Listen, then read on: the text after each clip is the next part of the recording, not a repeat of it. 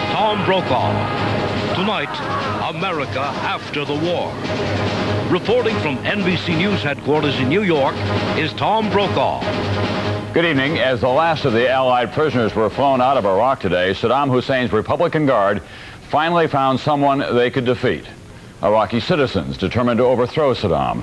There is continuing turmoil tonight, and a number of Western journalists still are missing in southern Iraq, although some did get calls out today. But the big news for 15 American prisoners, their freedom. NBC's Arthur Kent is back at his post in Saudi Arabia tonight. Arthur? Tom, their doctors say the freed U.S. POWs are in only fair condition, that some of them were slapped around by their Iraqi captors, and that they are suffering from malnutrition. But the big bright spot in their prognosis, they're going home. Today's flight to freedom for U.S. and Allied prisoners of war began this morning in Baghdad. Earlier, 294 Iraqi prisoners had left Saudi Arabia in the other side of the POW exchange. For General Norman Schwarzkopf, who greeted the freed Americans in Riyadh, it was another celebration of victory over Saddam Hussein. Every one of them's a hero. How'd they look to you? They look happy to be home, happy to be in freedom. That's the way they look.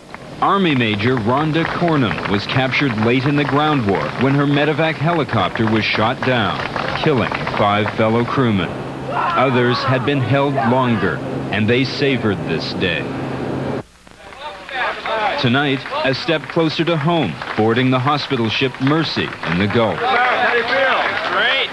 Ready to back. Italian pilot Gianmarco Bellini was shot down on the first day of the war. He says he's fine and embraces his commanding general.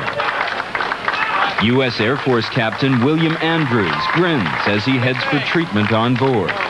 But physicians say at least 3 of the former POWs show signs of mistreatment at the hands of their Iraqi captors. Only eardrum injuries. Eardrum injuries? People were cuffed so that they perforated their eardrums. U.S. doctors say their patients' recovery will be helped by their cheerful reaction to freedom.